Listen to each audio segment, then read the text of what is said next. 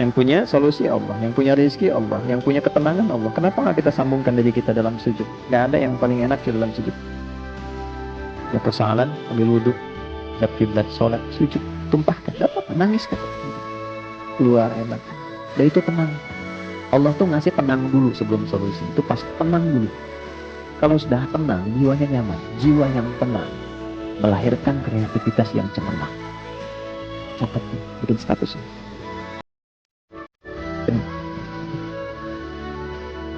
Kamu kan cari rezeki untuk ke rumah, ya kan? Jangan sampai pencarian kamu di luar melupakan yang di rumah, sampai gak ada interaksi sekali sama dengan yang di rumah, sehingga lupa. Gak pernah nanya, gak pernah lihat, gak pernah diskusi, gak pernah ngobrol, sibuk di luar. Padahal di luar itu mencari untuk ke dalam, sehingga anak-anak itu mencari identitasnya keluar rumah.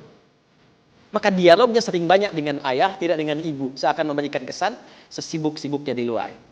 Jangan sampai menghambat komunikasi dan perhatian kepada anak, sehingga anak mencari perhatian di luar dan mencari figur lain selain ayahnya. Gitu ya? Hei, jangan sampai terjebak dengan kehidupan dunia yang sementara yang ditinggalkan. Jangan memperebutkan sesuatu yang rusak. Jangan berselisih pada sesuatu yang hilang. Ya. Jadi kalau mau diangkat derajat itu ada dua caranya. Satu pakai iman, dua pakai ilmu. Pilih di antara dua ini. Kalau pakai iman, jalannya ibadah. Perbanyak ibadah, derajat Anda terangkat. Yang kedua ilmu. Ilmu makin tinggi, derajat Anda meningkat. Ya, S1 dengan S2 salarinya kan beda. Dengan S3 lain, tempat kerjanya sudah beda, itu sudah hukum. Itu ada di Quran surah 58 ayat 11. Yarfa'illahu alladhina amanu minkum walladhina utul ilma darajat. Tidak usah cemburu kepada yang banyak harta. Tidak usah cemburu kepada yang banyak ilmu. Tidak usah cemburu kepada yang tinggi jabatan, yang kuat, kemudian tenaganya. Cukup kita mau pilih dari empat itu, pilih yang mana supaya optimal ibadah kepada Allah Subhanahu wa ta'ala. Ikhtiarkan. Orang yang paham tentang kehidupan, orang yang mengerti untuk apa hidup. Tanyakan pada diri kita, untuk apa kita hidup? Kenapa ada di dunia ini? Setelah meninggal mau kemana? Nah, maka orang-orang yang paham tentang esensi hidup disebut dengan ulul albab. Dia mengerti bagaimana cara hidup dan dia gunakan bekal hidup yang telah dia ketahui untuk beribadah kepada Allah. Tinggal memilih. Tidak usah cemburu kepada yang banyak harta. Tidak usah cemburu kepada yang banyak ilmu. Tidak usah cemburu kepada yang tinggi jabatan, yang kuat, kemudian tenaganya. Cukup kita mau pilih dari empat itu, pilih yang mana supaya optimal ibadah kepada Allah Subhanahu wa ta'ala. Ikhtiarkan. Jadi zikir itu bukan hanya di lisan. Ya, basah lisan itu bagus, tapi basahnya lisan itu nanti diiringi dengan ketersambungan kepada hati, kepada jiwa.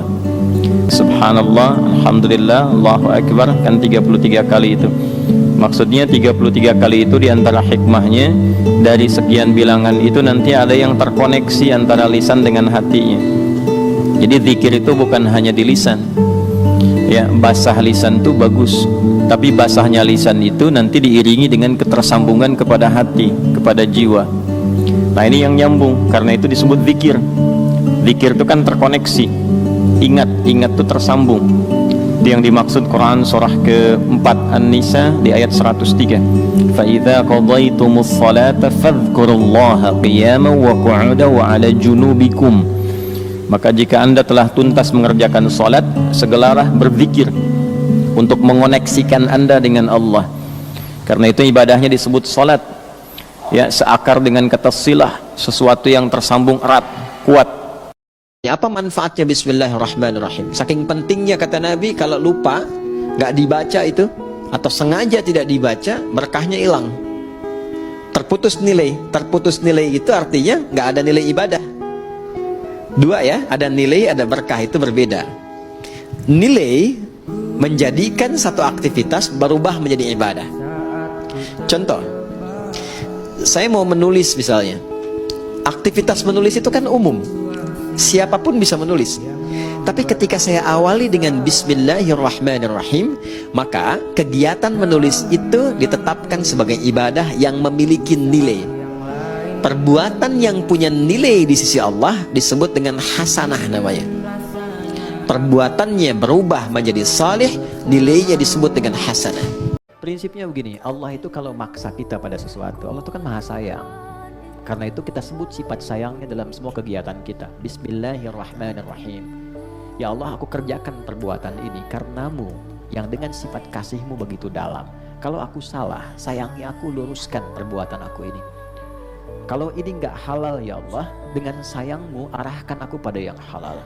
Kalau ini nggak baik ya Allah, dengan sayangmu jauhkan aku dari perbuatan yang tidak baik ini. Di dunia rahmannya, di akhirat lindungi aku dengan sayangmu, rahimmu itu, sehingga dengan rahmatmu aku masuk surga. Itu bukti sayangnya Allah kita sebutkan dalam semua kegiatan kita. Disebutkan 114 kali dalam Al-Quran di mushaf. Bismillahirrahmanirrahim.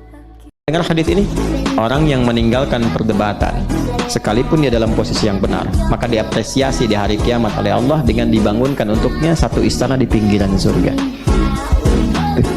Kok di pinggiran ya Allah? Alhamdulillah gitu aja dapat kan, daripada nggak sama sekali.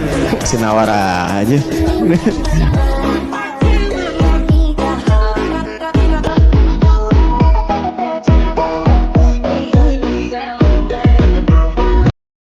Jujur itu sifat, sabar sifat, rendah hati sifat, penyayang sifat.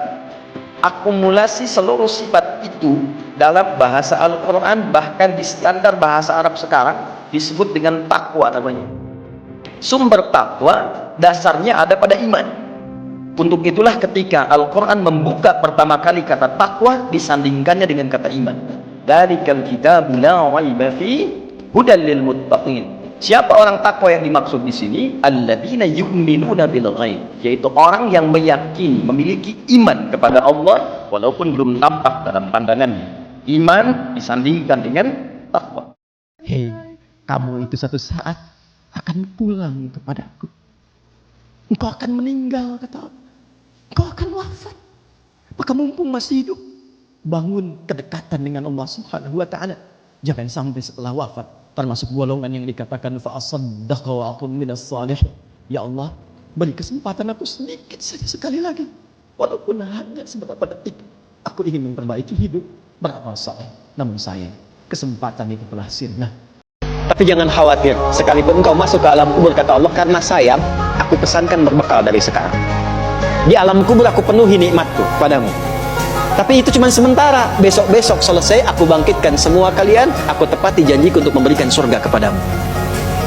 Karena itulah orang yang baru mau meninggal dalam sakaratul mautnya, kalau benar dia mengikuti apa yang Allah pesankan dari ayat-ayat tadi, maka Allah berikan pendahuluan sebelum masuk kubur. Ditampakkan bahkan surganya di hadapannya, dimasukkan dalam golongan hambanya, ditenangkan saat wafatnya. Ya ayyatuhan nafsul mutmainnah, irji'i ila rabbika radiyatan fadkhuli fi wadkhuli. Nah, jannahnya ditampakkan.